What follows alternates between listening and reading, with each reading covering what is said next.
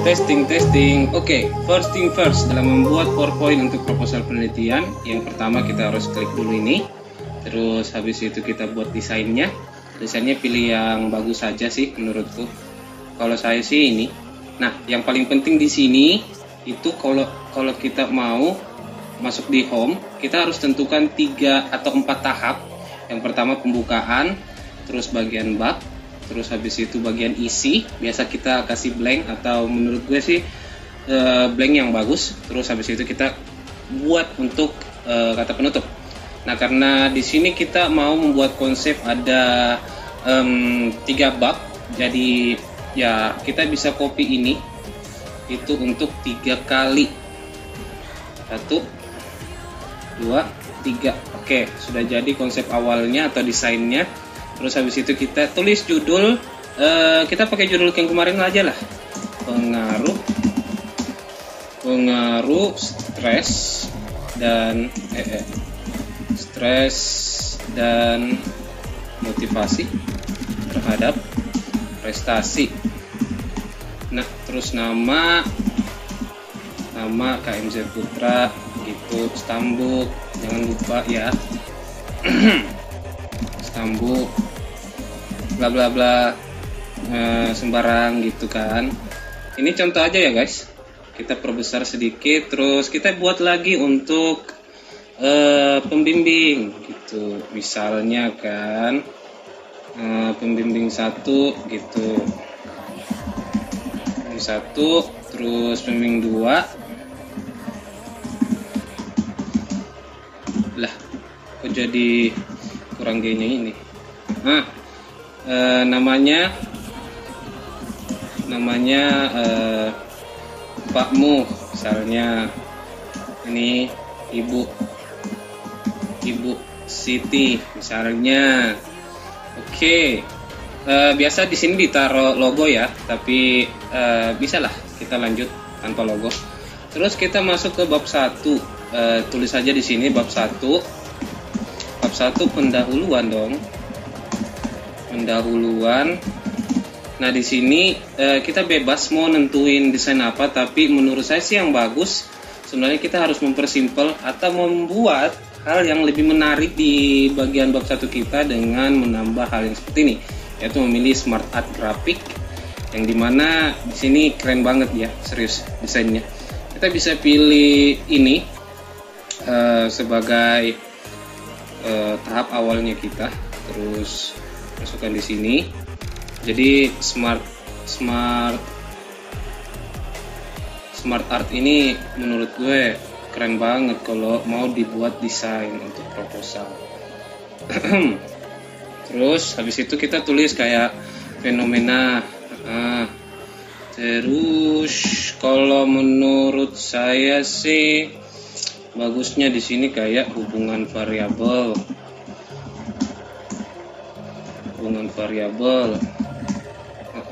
Terus habis itu di sini alasan tempat penelitian. Di sini kita kasih kata-kata seperti kayak semisal fenomenanya pada titik XYZ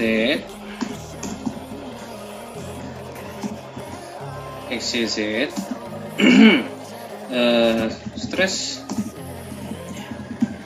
karyawan saat ini berdasarkan hasil.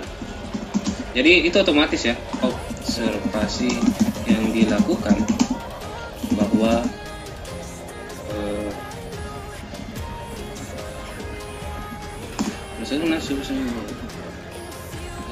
stres dilakukan bahwa mayoritas karyawan mengalami stres karena situasi pandemi saat ini. Hal ini atau gini saja, kita buat ini sesimpel mungkin dengan membagi hal ini menjadi 2, karena kan di sini kebetulan ada 2 poin ya. Kita hapus ini terus. Nah, jadi kita bisa copy ini sebenarnya, atau kita bisa simpulkan seperti ini. Stres pertama, stres terjadi karena situasi pandemi saat ini. Oke, nanti poin-poinnya kita kan bisa jelaskan secara langsung. Motivasi menurun karena pemotongan gaji. Nah, poin penting aja dari setiap fenomena hubungannya, stres di mana pada stres karyawan dapat mengalami kurang fokus pada pekerjaan. Pada motivasi, karyawan dapat semangat karyawan. Pada motivasi, semangat karyawan dapat berpengaruh terhadap kinerja. Ya, poin-poin penting seperti itu aja lah. Ini kan cuma contoh alasan penelitian pada PT XYZ telah menerapkan protokol kesehatan agar karyawan tidak khawatir terhadap kesehatan mereka.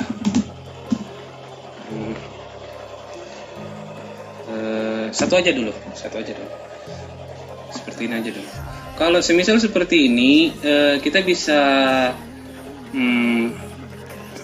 kasih kecil tulisannya dengan cara mengklik ini terus kecil, atau mensortir ini. Oke, sudah. Slide 1 pertama selesai, terus kita buat slide kedua. Masuk lagi di insert, masuk lagi ke smart art, dan milih yang mana menurut kalian paling bagus, guys. Jadi menurut gue ini sih. Terus kita tulis rumusan masalah. Jadi untuk yang kedua itu yang paling penting, rumusan masalah sama tujuan penelitian ya. Rumusan masalah atau masalah pokok bisa kalian tulis seperti itu, sama tujuan penelitian. Bisa juga sebenarnya tambah manfaat penelitian, cuman kayaknya terlalu banyak deh, karena kita strateginya di sini harus mempercepat cara kita untuk presentasi agar terhindar dari banyaknya revisi sebenarnya tujuan penelitian. Oke. Biasa untuk rumusan masalah itu dimulai dari kata-kata apakah atau bagaimana. Jadi apakah saja dulu. Apakah stres kerja berpengaruh terhadap prestasi kerja. Ada tanya, jangan lupa copy, paste, ubah saja di sini. Jadi motivasi. Terus ini copy saja tujuan, terus ganti ini, hapus ini berpengaruh, ganti apakah untuk menguji dan menganalisis, atau untuk menguji aja dah, untuk menguji pengaruh. Jangan lupa dihapus tanda tandanya. Terus ini juga, terus kita besarin. Oke, kan agak lumayan bagus kan. Kita masuk ke bab 2. Bab 2 biasa mulai dari tinjauan pustaka. Nah, seperti itu juga lebih bagus kita pakai masuk ke insert lagi, masuk lagi ke smart art, yang dimana kita harus hati-hati dalam memilih model di sini. Kalau saya sih tanda panai seperti ini lah, biar terkesannya seperti kita mulainya itu dari kiri ke kanan. Jadi maksudnya itu kita mulai dari dia punya pembahasan grand theory dulu, yaitu misalnya kan kita membahas prestasi kerja yaitu karyawan, jadi kita harus membahas manajemen sumber daya manusia. Terus kita mulai masuk ke variabel Y-nya yaitu prestasi kerja. Lalu kita masuk ke variabel X1 yaitu stres kerja. Dan terakhir motivasi. Nah, jangan lupa ini kita copy saja. Untuk tambahin di sini bahwa ini adalah tinjauan teoritis. Kita bisa kasih kecil tulisannya biar agak keren sedikit. Kita kasih gini, terus A. Nah di sini kita kasih setengah saja gini. Ini kasih kecil sedikit dulu. Nah, ini kan bagus. Terus di sini kita buat kayak table atau ya table. Kita buat table, 2 table aja. Itu untuk penelitian terdahulu. Jadi kita atur seperti ini dan ini dan ini. Oke, ini jangan lupa kita copy taruh di tengah-tengah sini. Oke, kalau ada kayak gini tinggal digeser saja kan. Nah ini bagian B, penelitian terdahulu.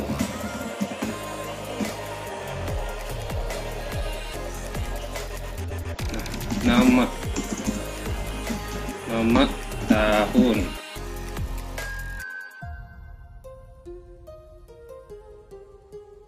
Terus di sini penelitian terdahulu.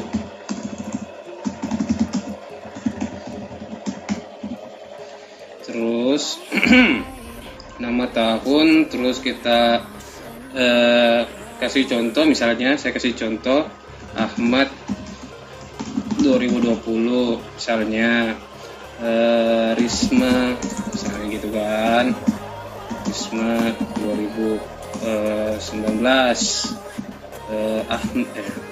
Ahmad lagi dong, Bayu 2021, jangan dong, 2018. Sorry, bukan penelitian terdahulu di sini ya, judul judul penelitian, sip. Judul penelitian, sip. Misalnya, karena kan dalam jurnal itu harus itu sesuai dengan apa yang kita teliti. Jadi anggaplah misalnya judulnya mereka itu sama dengan penelitiannya kita, misalnya seperti itu. Oke, PT bla bla bla. Ya palingan yang bedanya dalam jurnal penelitian terdahulu tempat penelitiannya. Oke. Nah, kita masuk untuk bab 2, kita kasih 1 slide saja. Karena atau bisa kita mulai di sini,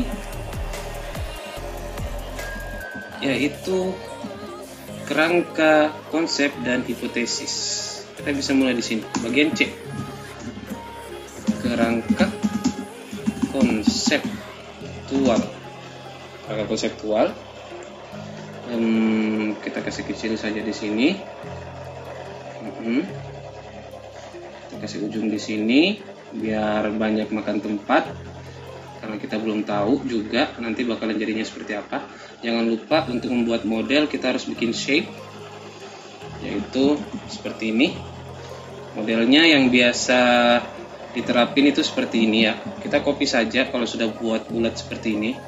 Terus kita isi deh namanya, stres kerja otomatis. Variabel X1, sip. Terus di sini motivasi, sip. X2 dong, X2. Prestasi kerja, Y. Terus kita masuk lagi ke sorry itu sudah benar tadi cuy. Kita masuk ke tanda panah, karena dalam penelitian itu kita meneliti tentang dua variabel yang dimana dalam rumusan masalah itu kita pakai secara parsial, jadi tanda panahnya cuma cukup 2 sesuai dengan jumlah variabel, sesuai dengan jumlah rumusan masalah. Kalau rumusan masalah ada 2, berarti tanda panahnya juga harus ada 2 dong, karena kan itu menjelaskan rumusan masalah. Habis itu kita blok saja itu dan kita jadikan grup biar bisa kita goyang-goyangkan seperti ini. Usahakan dia punya tanda panah agak besar ya, biar bisa kelihatan. Apalagi kan biasa matanya orang nggak setajam kalian, jadi kita besarin. Ini juga kita besarin, usahakan besarnya sama ya, jangan satu besar satu kecil. Oke, sudah bagus. Oke, kita kasih warna sedikit, terus ini kita kasih ke sini, sini kita kasih ke sini, mantap kan? Nah, ini kita kasih ke tengah saja. Terus kita copy masuk ke sampingnya bagian ABCD, hipotesis. Ini sama saja sebenarnya. Kita buatnya pakai insert. Terus habis itu kita masuk, cari lagi yang paling bagus menurut kalian. Kalau menurut saya sih yang agak ke bawah sedikit sih. Kita pakai yang mana ya? Kita pakai ini, habis waktunya di bagian sini aja sih sebenarnya. Ini aja ding. Iya, ini aja deh. Sip. Nah, ini kan agak terlalu besar. Nah, kita cocokkan di sini. Nah, mantap. H1 hipotesis pertama ya kan. H2 ini kita hapus saja karena tidak ada H3. Tapi terserah sih, kalau kalian rumusan masalahnya itu ada 3 ya H3. Jadi itu harus sesuai dengan rumusan masalah. Ini kita copy saja untuk mempercepat waktu. Kita copy paste, ini kita copy juga paste. Jadi kita tinggal ubah kata-katanya di sini bahwa stres saja berpengaruh signifikan terhadap prestasi kerja. Ini juga berpengaruh signifikan terhadap prestasi kerja. Jangan lupa dihapus tanda tanyanya. Itu biasa lengket tanda tanyanya, itu biasa. Oke, H1, H2 sudah selesai. Kita rapikan sedikit. Oke. Bisa enggak? Bagus enggak kalau kita justify? Jelek. Jadi gini aja, lebih bagus kok. Kalau misalnya kalian merasa kayak kurang ke tengah-tengah deh ini semua, kita Ctrl A dan kita bisa gerakin ini semua. Oke. Sip. Kita masuk ke bab 3. Bab 3, metode penelitian. Metode penelitian itu dimulai biasanya ya, kalau yang setahu saya ya. Walaupun sih penerapan ini beda-beda setiap kampus sih. Kita mulai biasanya dari pendekatan penelitian. Pendekatan penelitian itu bagusnya kita pakai model apa ya? Gue cuman dilemanya di sini sih. Kita pakai model ini aja. Pendekatan penelitian itu pendekatan penelitian itu biasa menjelaskan mengenai bagaimana cara kita sebagai peneliti melakukan penelitian kita, atau metode, jenis penelitian, sumber penelitian, itu kita harus jelasin di dalam pendekatan penelitian. Cuman yang biasanya itu disebutkan di sini jenisnya doang. Jadi pendekatan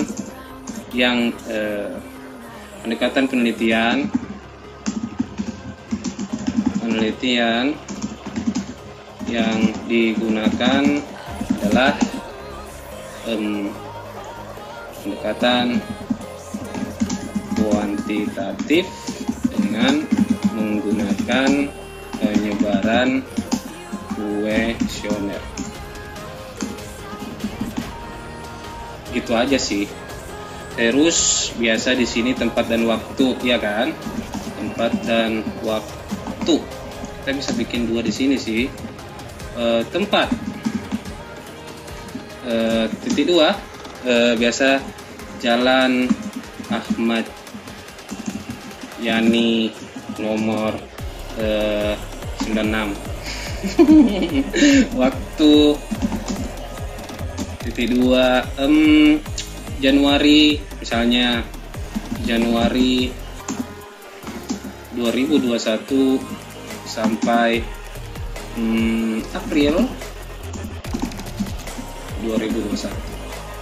Bisa seperti itu, biar lebih simpel lah. Terus kita masuk ke populasi dan sampel. Nah, untuk mempersingkat waktu, karena kita meneliti karyawan, biasa karyawan itu jumlahnya sekitar 50-an, 54 atau 80-an.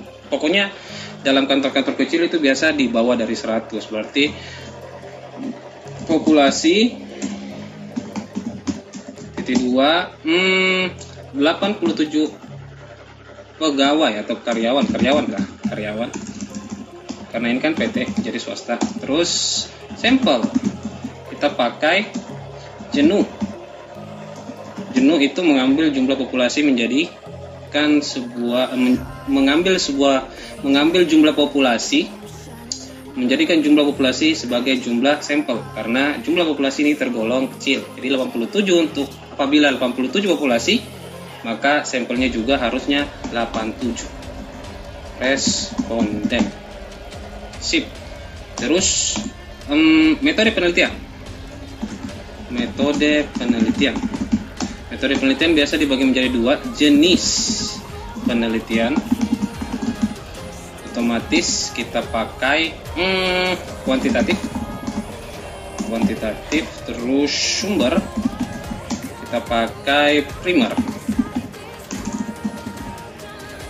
Terus untuk teknik pengumpulan data,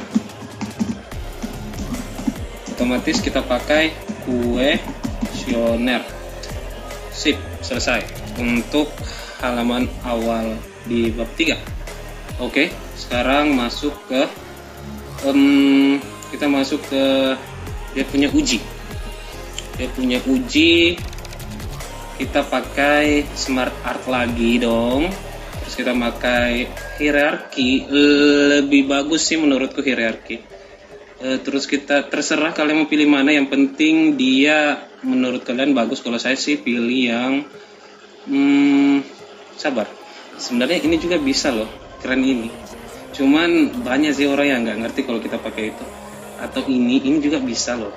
Inilah yang bagus-bagus aja lah. Nah, di sini kan. Nah, biasa kan dalam uji kuantitatif itu pakai uji instrumen dulu awal-awalnya, terus pakai uji validitas, uji reliabilitas, terus kita masuk ke uji asumsi klasik, terus uji normalitas, uji heteroskedastisitas, terus uji multikolinearitas, terus masuk ke analisis data. Kita pakai uji statistik deskriptif, uji regresi, linear berganda. Kenapa berganda? Karena variabel X kita ada 2. Terus kita masuk ke uji hipotesis. Yang kita pakai di sini ada uji parsial. Uji parsial doang sih. Kalau mau tambah juga bisa. Uji koefisien determinasi. Oke.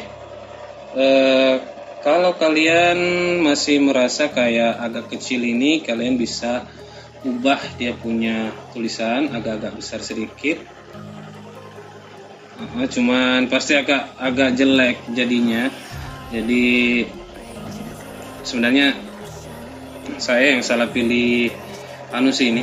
Cuman kalau misalnya kayak gitu, kalian bisa ubah, masuk ke desain, baru kalian bisa pilih lagi di sini. Kalau misalnya kalian mau ubah ya, kita lihat dulu. Loadingnya lama banget anjir. More layout aja. Terus kita masukkan hierarki kayaknya memang lebih bagus deh. Hierarki sama doang cuy. Kita masuk ke sini coba. Masih sama saudara-saudara. Kita masuk ke ini yang bikin lama sebenarnya pilih modelnya sih. Iya emang dalam penyusunan proposal itu kita memang harus hati-hati dalam penyusunan seperti ini. Oh ini bagus ini bagus. Nah ini kan bagus. Oke. Terus kita copy yang ini. Kita kasih judul di sini.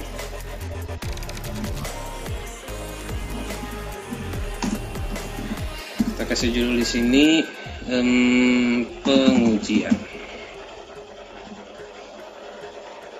Gitu aja dah. Sorry. Cocok pengujian. Terus di sini terakhir ya terima kasih.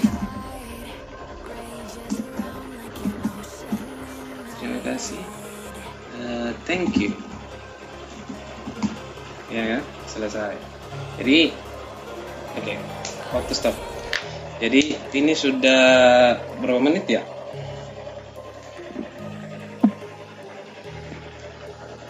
Oke, 27 menit. Lumayan. Sebenarnya itu yang bikin lama tadi itu sebenarnya ya gara-gara gue menjelasin juga sih sebenarnya. Jadi nggak terlalu nggak terlalu fokus. Jadi intinya gini, pesan saya dalam menyusun PowerPoint proposal penelitian itu harus sesimpel mungkin dan semenarik mungkin. Jadi intinya di dalam itu harus dikasih masuk poin-poinnya seperti ini, fenomena stres terjadi karena situasi pandemi saat ini. Nah kalau semisal kalian masih agak kurang,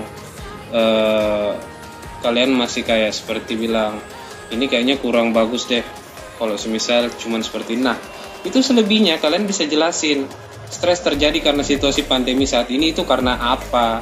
Biasa karena khawatir karyawan terhadap pandemi saat ini yang menyulitkan mereka itu untuk keluar dari rumah, dan banyak berita-berita hoax yang bertebaran apalagi dalam keluarga dan lain semacamnya. Misalnya motivasi menurun karena pemotongan gaji, ya biasa saja kan, seperti itu namanya terjadi PHK, perusahaan melakukan pengiritan karena susah banget cari laba di pandemi saat ini.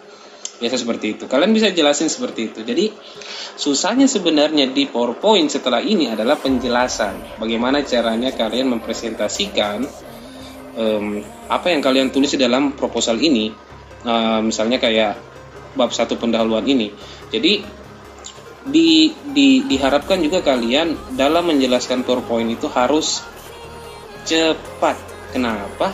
Karena gini, saran saya ya, di dalam membuat proposal atau di dalam mempresentasikan PowerPoint kita itu kan tidak semua penguji itu telah memeriksa proposal kita pada saat mereka ada di rumah.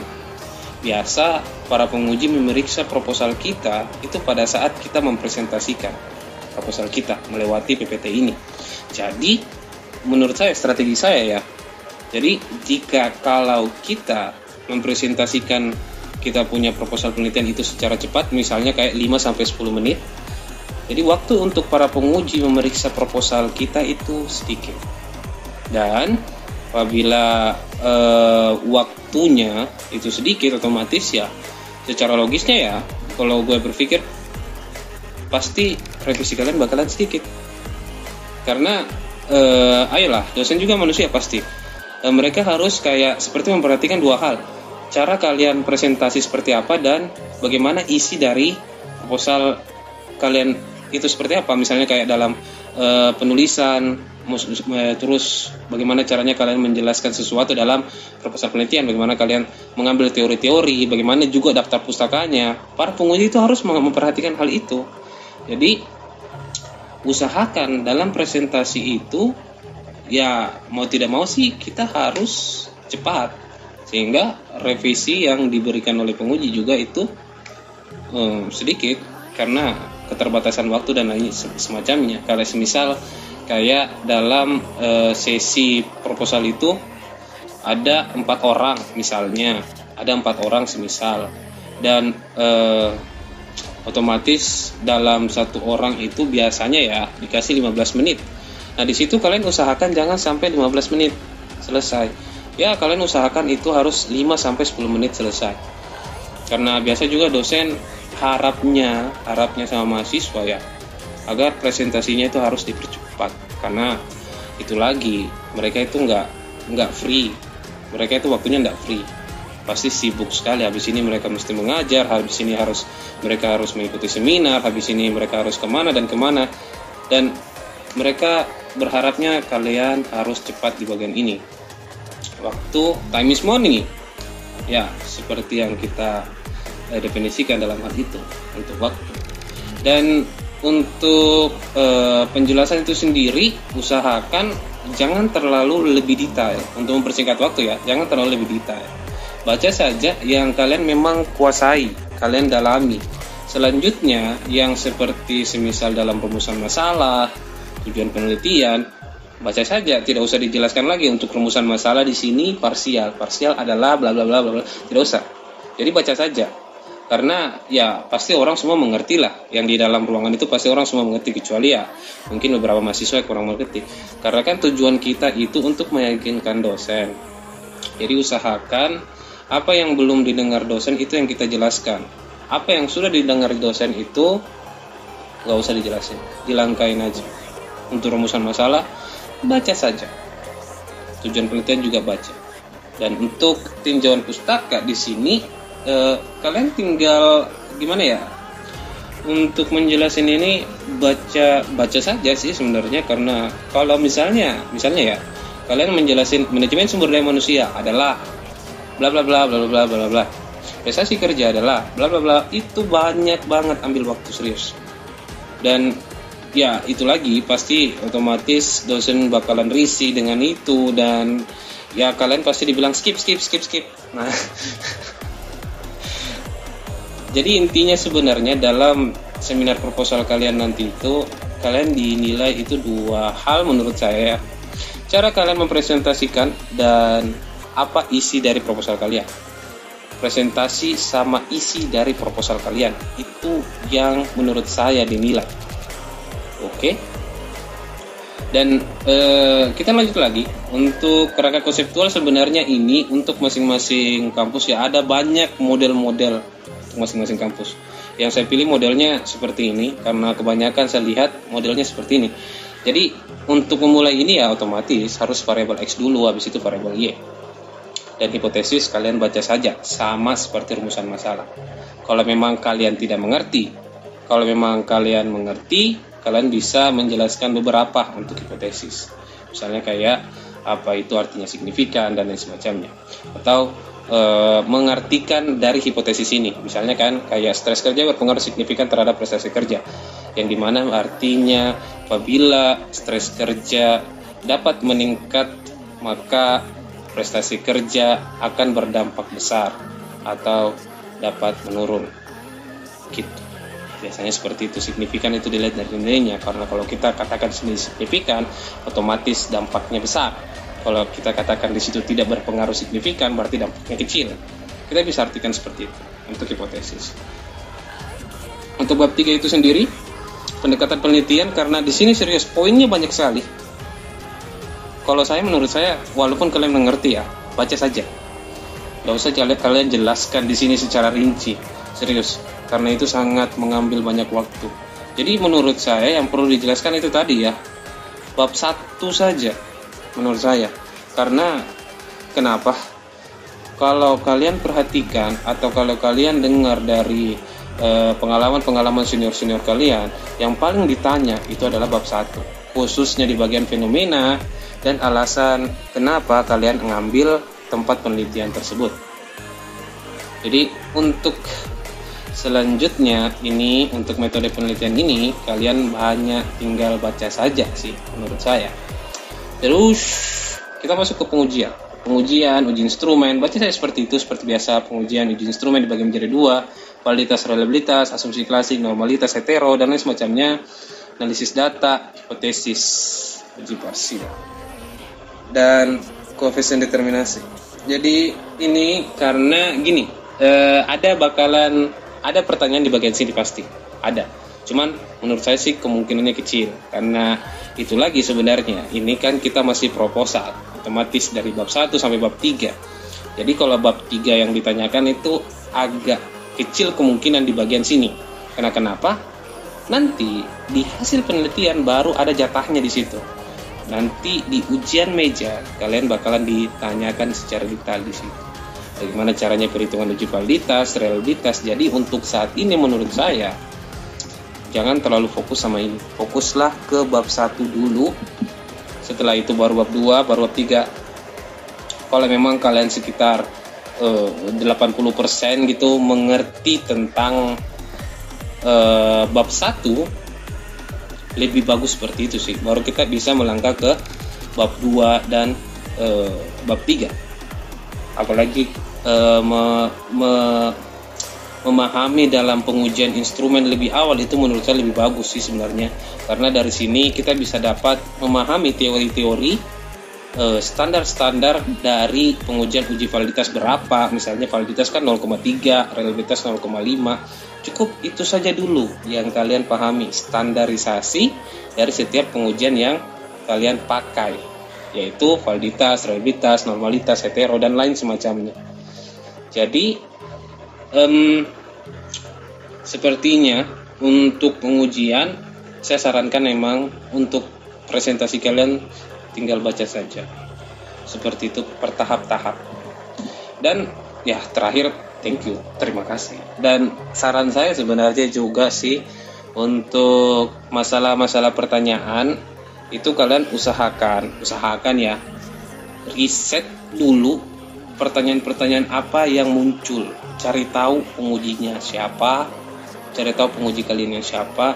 Biasanya ya, dari pengalaman saya dan teman-teman saya, itu setiap penguji mengeluarkan pertanyaan yang sama pada beberapa mahasiswa. Apalagi mahasiswa yang memang terlalu kalau mau dibilang terlalu menonjol, pasti pertanyaannya sama, atau bisa kebalik dari seperti itu. Jadi biasa ada dosen yang memberikan pertanyaan-pertanyaan yang sama. Dan sebenarnya target selanjutnya adalah ya bertanya kepada senior. Otomatis senior paling sangat dibutuhkan saat ini ya, karena mereka sudah alamin itu semua.